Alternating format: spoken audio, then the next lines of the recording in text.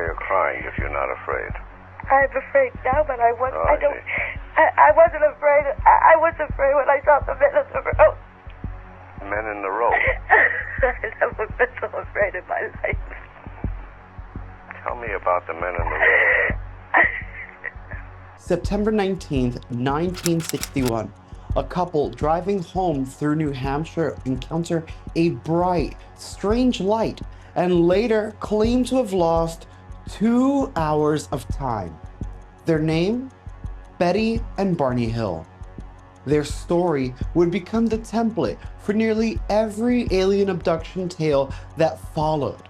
Surgical exams, gray-type beings, a mysterious star map. But what really happened on that lonely road? Tonight, we dig through the record, interviews, hypnosis tapes, lab reports, and skeptical reconstructions to separate what's documented from what's speculation. Y'all, this is a deep dive into the abduction of Betty and Barney Hill.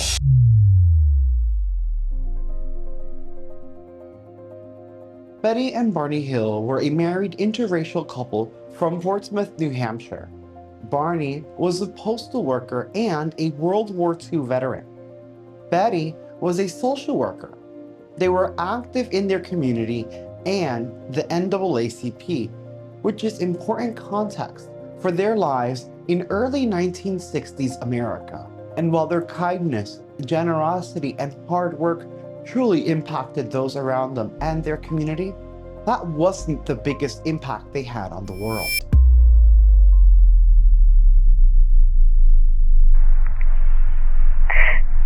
And they opened the car door, and this not a very big bed. And there's 1, 2, 3. Next to me. And then there's 2 beds behind us. On the night of September 19th, 1961, at around 10:30 p.m., Betty and Barney Hill were returning home from a vacation when they noticed a strange, bright object in the sky. Betty saw it first. She called out, stunned by its glamour and brightness. Barney pulled over on the side of the road, stops the car, and gets out, pulling out binoculars to get a closer look. This is one of my favorite parts of the story because it shows that they were shocked and there was fear and adrenaline, but there was also this curiosity. They wanted to see, like, he pulled out binoculars. If this was now, it would have been his iPhone. We would have had pictures and videos of this thing.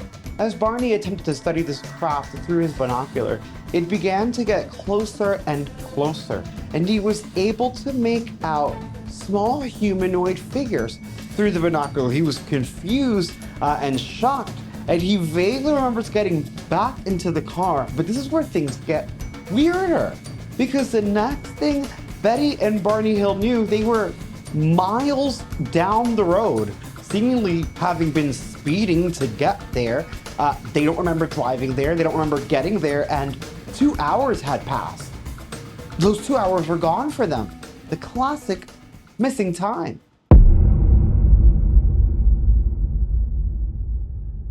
And while it's weird enough to be driving down the road, seeing this light pulling over, and then the next thing you know, you're further down the road with no memories, there was also some physical evidence, some things that were going on that didn't let Betty and Barney let this go.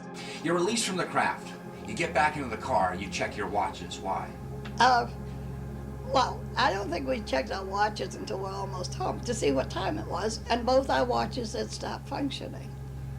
Some of the physical traces reported by the Hills included Betty's dress, which was torn and had a strange pinkish powder covering its entirety. And strange concentric shiny circles appeared in their car's trunk. Their watches also seemingly stopped around the time they saw the bright light. The couple also reported strange behavior, often compulsive and disruptive to their day. like packing luggage and leaving it by the door as if they were trying to leave, as well as taking long showers and seemingly zoning out. Really weird things were happening to them, mentally and physically. Then I begin to get mad. And they go, who the heck are these characters and what do they think they're doing? And so I turn around and I say, Barney, wake up. Barney, why don't you wake up? Now later in history, I mean, up until pretty recently, 5 separate labs have tested the dress. It is still held and still sometimes get tested. It's just not often because there's only so much fabric to it. And this has just led me into this deep dive and some really weird research because I couldn't really find the results from any of the labs. It took some deep diving and it turns out that there isn't too much. There are some anomalies and they think the pink powder may have been biological. However, Betty had tossed the dress first before changing her mind and pulling it out the trash, and she had already removed the pink dust. So there's a lot that goes into it. There are some anomalies, like stains don't go through the dress, but nothing that's like a bombshell or a huge discovery that would be like, oh yes, they were definitely abducted just by proof of this dress. So it is weird. It's just very inconclusive. Now, luckily, the dress and the physical pieces of evidence aren't the only pieces of evidence. You see, Betty and Barney Hill were struggling, like I said, with the compulsive and disruptive behavior. They were concerned about the physical evidence for sure, but they were most concerned about their missing time, and it's something they wanted to get back. When the missing memories persisted, the Hills sought help. Barney had already begun therapy due to stress-induced ulcers, so they took it a step further with Dr. Benjamin Simon, who is an accredited psychiatrist that works with veterans and uses hypnosis clinically. They went to Dr. Benjamin and decided to undergo hypnosis in an attempt to retrieve their memories of the missing 2 hours from that very night in 1961. I wasn't afraid. I was afraid when I saw the men in the road. Men in the road. I never been so afraid in my life. Under the hypnosis, Betty and Barney Hill actually produced extremely detailed accounts of being taken aboard the craft they saw that night. They weren't just abducted and taken into the craft, but they had undergone examination, and they had encounters with these humanoid beings. Betty even claiming that she had some form of communication, maybe even almost telepathically, with these aliens. Now, I could sit here and regurgitate everything they said, or I could just show you, because a lot of this was recorded, and even the parts that weren't were talked about aplenty in interviews. What did he tell you? Stay there and keep looking. Just keep looking and stay there. And just keep looking. Just keep looking. Could you hear him tell you? Oh, I gotta pull these binoculars away from my eyes. Because if I don't, I'll just keep staying there. Did you hear him tell you this? Oh, no, he didn't say it. You felt he said it. I know. You know he said Just there, yeah. Just stay there, he's saying to me. All right. I'll dig in my head. Trance, Betty. A deep, deep sleep. Deep asleep. Fully relaxed. Far asleep. I don't know where we are. I don't even know how we got here. At that time, I didn't feel afraid. Why are you crying if you're not afraid? I was afraid when I saw the men in the road. Men in the road. I never been so afraid in my life. The next thing Betty remembers is the alien beings escorting her through the woods and onto the spacecraft. I'll watch them take Barney in the next room, and I go in this room. That's where Betty meets someone she calls the Examiner. he tells me to take off my dress, and then before I even have a chance hardly to stand up to do it, the examiner, my dress has a zipper down the back, and the examiner unzips my dress. It goes way down to my waist, the zipper does. And so I slip my dress off. And so I don't have my dress or my shoes on.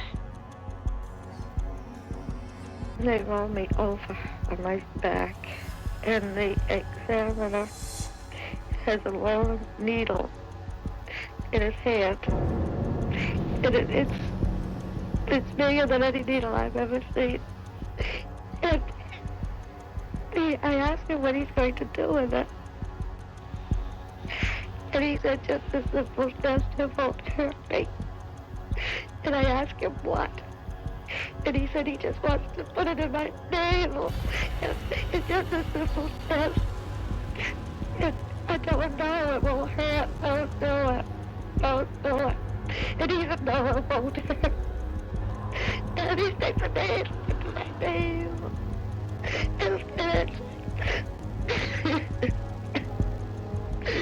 And I'm crying, and I tell him it's hurting, take it out. And then the leader, he goes over and he puts his hand, runs his hand in front of my eyes, and he says, I'll be all right, I won't feel it.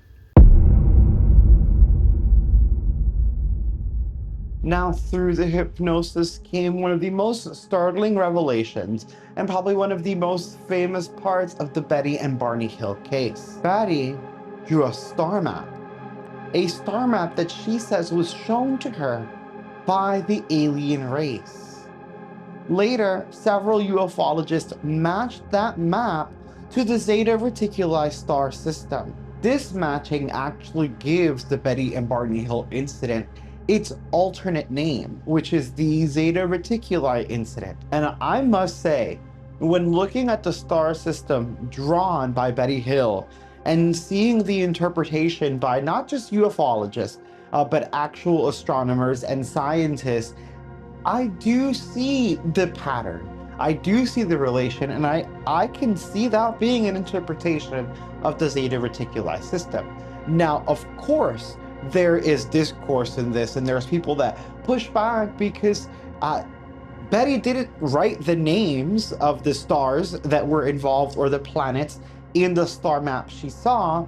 She just drew the map without names as it was presented to her by the alien race. Ufologists and scientists later then tried their best to match the stars to what they were seeing there. Now, while skeptics say that the map is subjective and doesn't look exactly like Zeta Reticuli the way we see it from here, other scientists and ufologists point out that if a race of beings was leaving their star system and making a map, their star would be their sun, it would be their soul, and thus it would be the center of their map, giving a different perspective to us, our sun is our center of the map. Our sun's not going to be the center of their map, so it's gonna look a little bit different. And when you take that into consideration, in my opinion, it definitely adds credence to this map, especially because Betty and Barney Hill didn't know what Zeta Reticuli even was.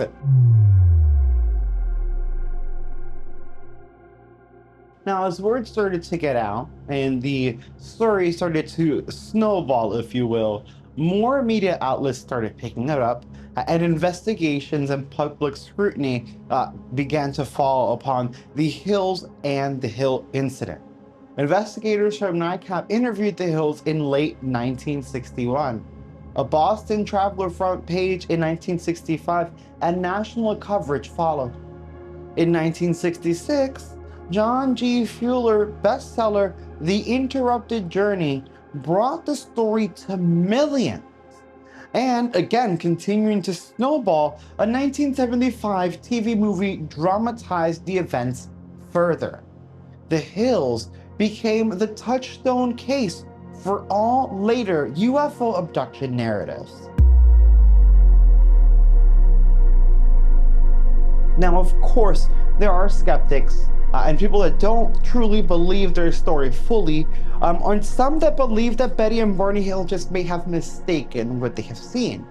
Several plausible natural explanations have been proposed. Jim McDonald and others argue that the UFO was an aircraft warning beacon on Cannon Mountain, which from that road can appear to flicker, vanish, and reappear. This exactly matches the Hill's description of how the light on this craft was working. Other analysts cite sleep deprivation, misperception, stress, cultural influences, and the suggestive power of hypnosis to create confabulated memories.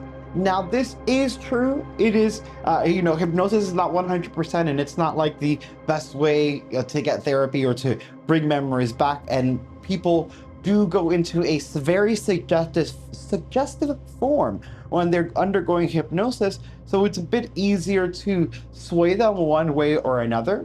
So I do respect this theory. There are some things like the physical traces of light metals on the dress that, again, they're inconclusive, but they are there. The fact that they are missing 2 hours of time, and while they may be sleep deprived, they're not gonna both experience the exact memory blank or the exact same symptoms.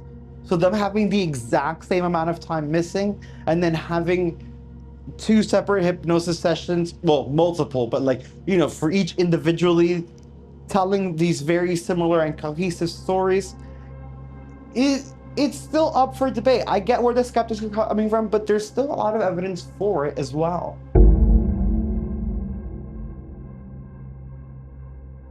Now, what's interesting is that all of that isn't even what makes this case so important. The Hills and the UFO Hill abduction case is so important because their case created the basic template for modern abduction lore. Missing time, medical examinations, gray-type beings, and the occasional star map. Their willingness to go public in the 1960s as an interracial couple, no less, because guys, we're not doing so great today, but back then we were bad, okay? This magnified the cultural shock and shaped UFO discourse for decades. A couple like that isn't going to risk their lives, their livelihood, and their whole marriage to come out and lie about this. That just makes no sense. So what really happened on that September night of 1961? The record contains a mix of contemporary interviews, physical oddities, clinical hypnosis transcripts, archival materials, and multiple reasonable alternative explanations. The Hills left us a rich, complicated, and complex record that's as much about mid-century America as it is about UFOs. Whatever your view, the Hill case is a historical touchstone. It's where modern abduction mythology was forged. Thank you for tuning in. I hope you enjoyed this video. If you did and you made it this far, smash that like. If you want specific timeline, timestamps, lab reports I mentioned, I'm gonna link the UNH archives in the description below, as well as key articles. Obviously, feel free to look through it, form your opinions. Let me know those opinions in the comments below. Like I said earlier, smash that like. I'll see you guys in the next video.